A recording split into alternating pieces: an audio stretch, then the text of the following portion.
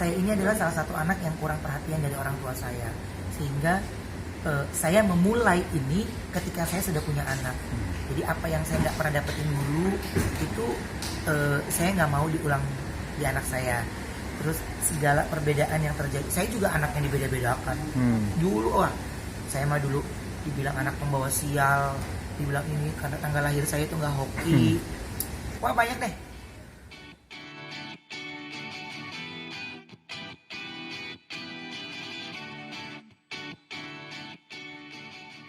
Yang kemarin ya, salah satu yang jadi bahasan juga sama dari fans itu soal niatan Onyo buat nyekolin adik tirinya. Seperti itu. Itu niatan itu tuh dia ngomong dulu ke Koben atau baru diungkapin di podcast itu sih? Enggak, ini baru dia udah bicara dengan papanya, tapi itu di luar dari saya sih gitu. Oh gitu. Jadi kan nggak semuanya ya dia bisa cerita ke kita gitu. Ada mungkin beberapa yang menjadi pribadinya dia, ya pribadi dia ke pribadi bapaknya kan gitu. Dan dia mungkin nggak mau ngegerecokin ayahnya, nggak mau ngerepotin. Tapi Koben sendiri mendengar niatan Onyo itu seperti apa sih? Mengingat dia kan sebenarnya punya masa lalu, masa kecil yang kurang beruntung lah ibaratnya. Tapi dia nggak dendam, dalam arti dia justru pengen menyalurkan adik tirinya. Gini, itu ada sesuatu ramuan di belakangnya ya. Jadi membuat itu saya melewati ratusan pertanyaan dari diri dia yang harus saya jawab, sehingga dia bisa menemukan jawaban itu. Sehingga membuat dia tidak menjadi pendendam itu bukan hal yang mudah, tapi sulit mas. Saya rasa tidak hanya anak seusia Onyo, tapi seusia kita ada orang yang pernah menyakiti kita, pasti kita agak susah melewati masa itu. Tapi ya ini tantangan kita sebagai orang tua, bagaimana anak saya bisa berdamai dengan suasana seperti itu. Apalagi yang saya rasa banyak yang memanas-manasi dalam suasana seperti ini. Walaupun cerita masa lalunya bukan yang memanas-manasi ya, tapi cerita masa lalu di mana kisah nyatanya. Tapi kan buat saya semua udah masa lalu ya udah lalu ya. Jadi buat saya masa lalu nggak ada yang masa depan sih. Nah, saya ingin anak ini hidup di masa depan.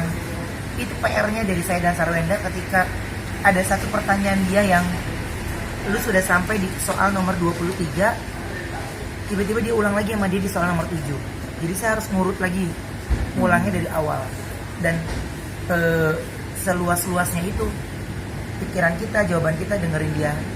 Pertanyaan apa lagi yang mau dikeluarin sama Onyo. Reaksi Koben pertama kali dengar niatan Onyo itu seperti apa sih? Kaget kah atau langsung? Enggak. Buat saya senang aja.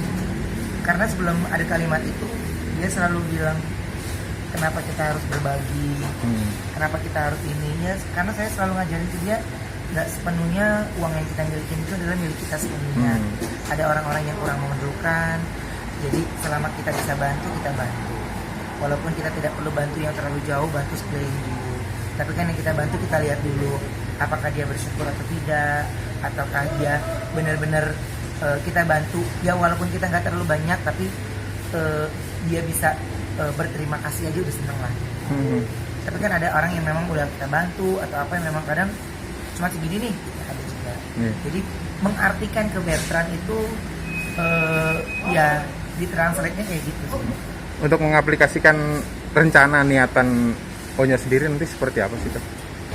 Maksudnya? Untuk merealisasikan nanti kapan dilakukannya, seperti apa? Kan Onyo juga punya tabungan sendiri yang selama ini nggak pernah diutik-utik gitu kan? Saya berharap sih seperti itu ya, sehingga dia punya ada tabungan untuk masa depannya.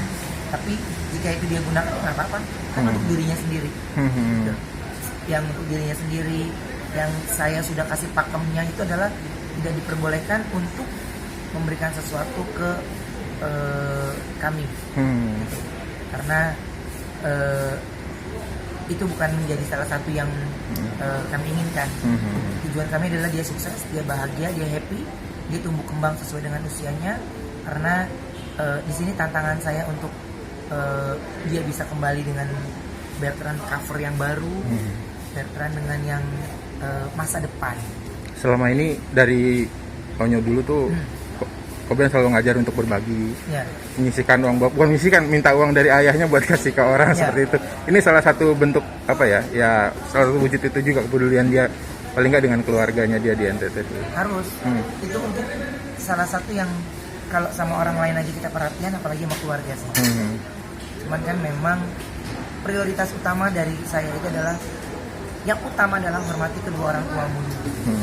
Dia mau apapun kesalahannya, mau apapun kesalahan kita nih sebagai anak, pasti orang tua kita pasti maafin kok. Aku mah yakin lah.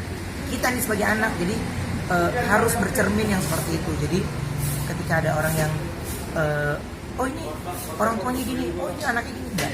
Karena kita tidak hidup di kehidupan mereka, jadi kita tidak pernah tahu jadi mereka gitu. Makanya kenapa Onyo menye-menye atau manja, kenapa itu ada sebabnya. Ada sebabnya. Kenapa Onyo lebih mengandalkan dikit-dikit ayah, bunda ya. Karena ada sebabnya. Nah, apa sebab-sebabnya itu yang harus dipertebal gitu. Sehingga Onyo juga tidak merasa dirinya lain. Onyo tidak merasa dirinya bukan siapa-siapa gitu. Sehingga Onyo merasa betapa berharganya diri dia. Jadi makanya di sekelilingnya, terutama di lingkungan saya, menganggap dia betapa berharganya Onyo, betapa pentingnya. Jadi ya ketika dia kemanapun ya semua karyawan saya, semua orang itu ya dia hormat, ya memang anaknya saya gitu. Kemarin itu kan sebelum ada podcast kemarin itu Koben berdampingan sama tudingan kalau Koben yang menghalangi, membatasi segala macam. Tapi akhirnya semua terjawab dari sumbernya langsung nih.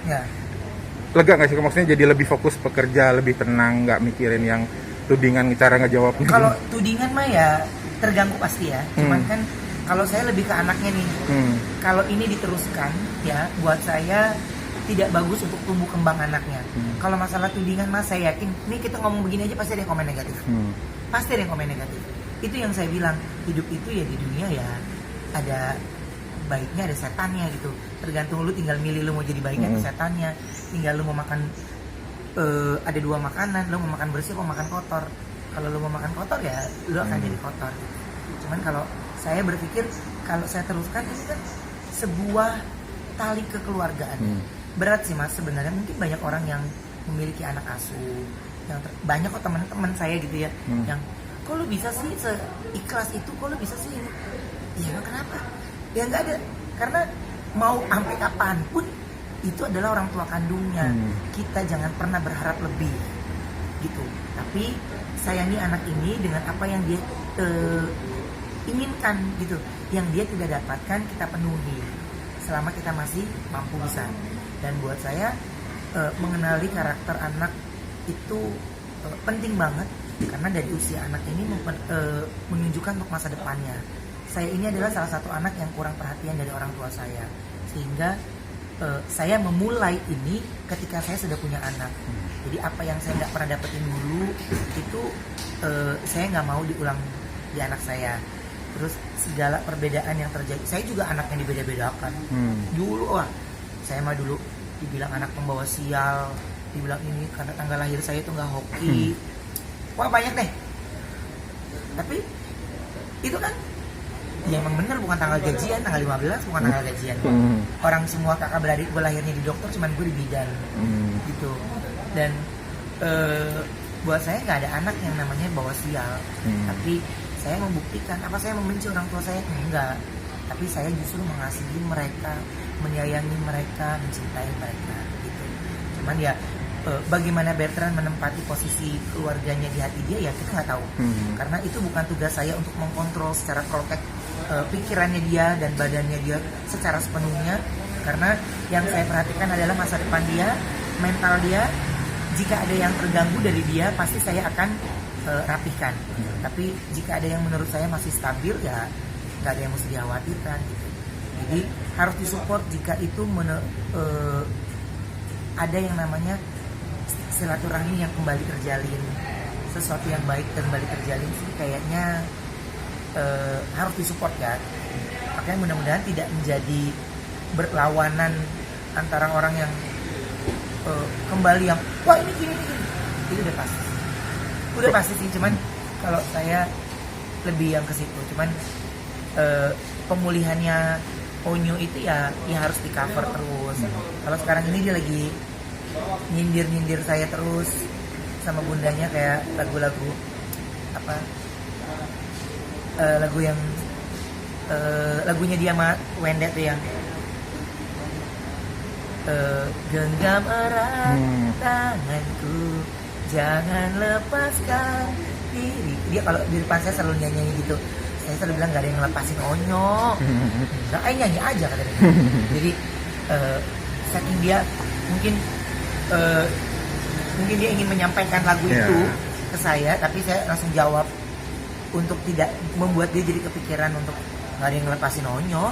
Ayah tetap sayang sama Onyo, ayah tetap cinta sama Onyo, ayah bunda tetap cinta, Tania tetap sayang sama Onyo. Jadi Onyo sudah punya 2 keluarga, Onyo harus bisa berbagi, dan Onyo fokus berkarir dan fokus menjadi anak yang baik, taat sama kedua orang.